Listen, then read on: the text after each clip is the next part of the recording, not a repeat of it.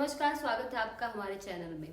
तो चलते हैं आप खबर पे। सुप्रीम कोर्ट का पर्दाफाश, जज साहब बुरे फंसे, सीजेआई ने मचाया हड़कंप।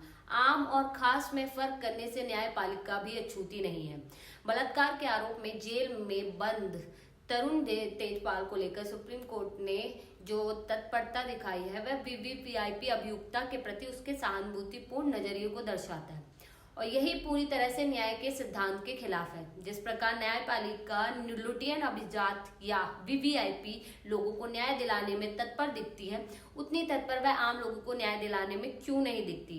अगर न्यायपालिका देश के आम लोगों के प्रति उतनी ही चिंतित दिखती तो आज देश के हर न्यायालय में मुकदमे का जो अंबार लगा हुआ है वह नहीं लगा रहता।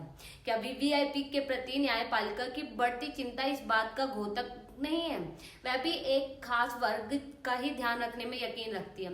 मामला चाहे तरुण तेजपाल का हो या फिर एनजीओ चलाने वाले गुलबर्ग सोसाइटी में राइट म्यूजियम के नाम पर चंदा हड़पने वाली तीस्ता सीतलवाड़ का, या फिर दिल्ली यूनिवर्सिटी डीयू या जवाहरलाल नेहरू यूनिवर्सिटी जेएनयू के प्रोफेसर नंदिनी सुंदर और अर्चना प्रसाद के खिलाफ एक आदिवासी की हत्या का।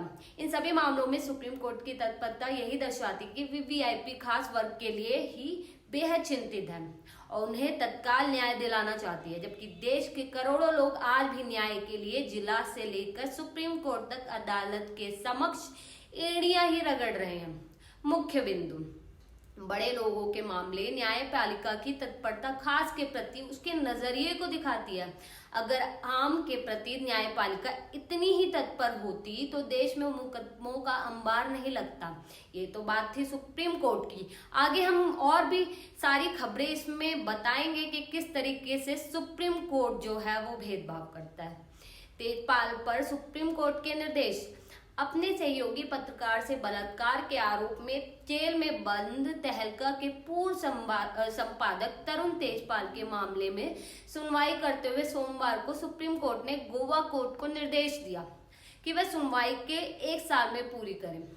सुप्रीम कोर्ट ने तेजपाल से भी गोवा कोर्ट को वो सारे दस्तावेज उपलब्ध कराने को कहा जिसके तहत उन्होंने गोवा सरकार के द्वारा अपने ऊपर लगाए गए बलात्कार के सारे इल्जाम निरस्त करने के लिए 20 दिसंबर 2017 को बॉम्बे हाई कोर्ट के आदेश को चुनौती दी थी। गौर हो कि 6 दिसंबर 2017 को सुप्रीम कोर्ट ने गोवा की निचली अदालत से तेजपाल पर बलात्कार के लगे आरोपों के मामले में जुड़े सारे गवाहों से पूछताछ शुरू करने को कहा था। कोर्ट ने सख्त लहजे में कहा था कि इस मामले में ना तो कोई कोताही होनी चाहिए और ना ही किसी प्रकार की कोई रुकावट होनी चाहिए। क्या है तेजपाल का पूरा मामला, वो हम आपको इस वीडियो में बताएंगे। साल 2013 में तहलका पत्रिका ने गोवा में थिंक फेस्ट का आयोजन किया था। इसी दौरान पत्रिका में कार्यरत एक महिला पत्रकार ने अपने तत्कालीन संपादक तरुण तेजपाल पर बलात्कार का आरोप लगाया था। पत्रिका का यह फेस्ट गोवा के 5 स्टार होटल में आयोजित किया गया था। इस मामले में गोवा की जिला अदालत ने तेजपाल के खिलाफ बलात्कार के अलावा महिला पत्रकार को बंधक बनाने का भी आरोप तय किया था। बाद में जिला अदालत के फैसले के खिलाफ तेजपाल ने बॉम्बे हाई कोर्ट में याचिका दायर कर आरोप तय करने पर रोक लगाने की मांग की थी, लेकिन हाई कोर्ट ने उसकी याचिका खारिज कर दी थी। तीस्ता सीतलवाड़ यानी दंगे की आड़ में धंधा करने वाली ये महिला, जो कि हमारी न्यायपालिका वीवीआईपी पर विशेष ध्यान दे। इसी तरह तभी तो तीस्ता सीतलवाड़ जैसे लोगों को न्यायपालिका से राहत पर राहत मिलती जा रही है, जबकि तीस्ता सीतलवाड़ पर मृतकों के नाम पर राजनीति चमकाने के उद्देश्य से म्यूजियम बनाने के लिए उगाए गए चंदे का गबन का आरोप है।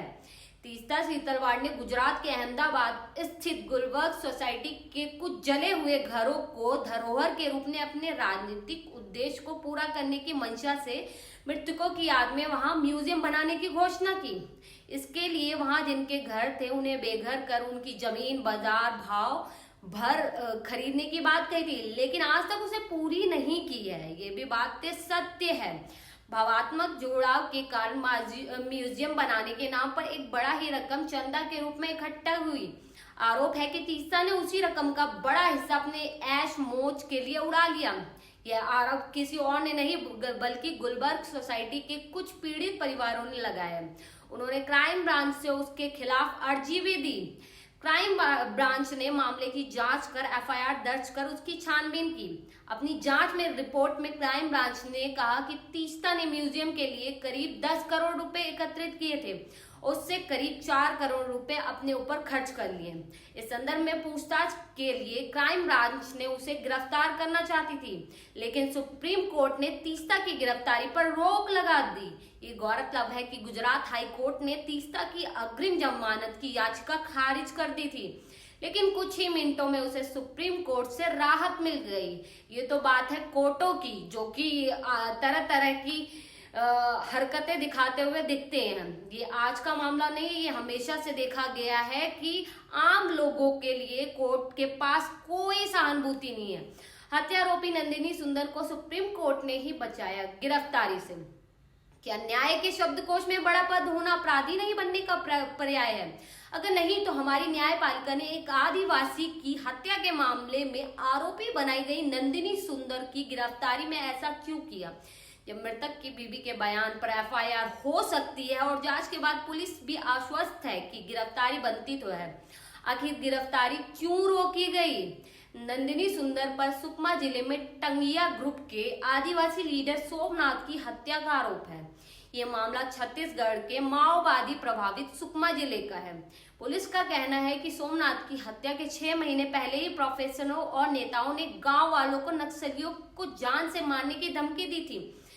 इसके बाद सोमनाथ की हत्या हो गई और उसकी पत्नी ने सभी लोगों के खिलाफ नामजद एफआईआर दर्ज कराई। बस्तर के आईजी एसआरपी कलूरी के अनुसार जब सोमनाथ अपने 3 दिन के बेटे से घर मिलने गया तो उसी दौरान नक्सलियों ने उसे घर में घेर लिया। उसकी हत्या के पहले नक्सलियों ने परिवार के सदस्यों के समान कहा कि नंदिनी सुंदर के समझाने के बाद भी तुम नहीं माने। इसके बाद भी सोमनाथ की बेरहमी से हत्या कर दी गई। दिल्ली बीवी की प्रोफेसर नंदिनी ने सलवा जुर्म को बंद कराने में भी अहम भूमिका निभाई थी।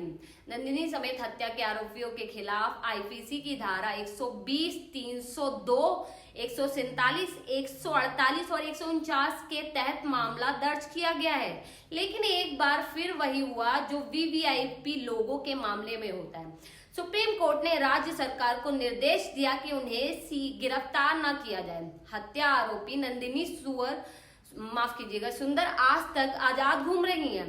क्या एक हत्या आरोपी इस तरह से आजाद घूम सकता है, या कोई सामान्य हत्या आरोपी गिरफ्तारी को टालने के लिए इस प्रकार त्वरित रूप से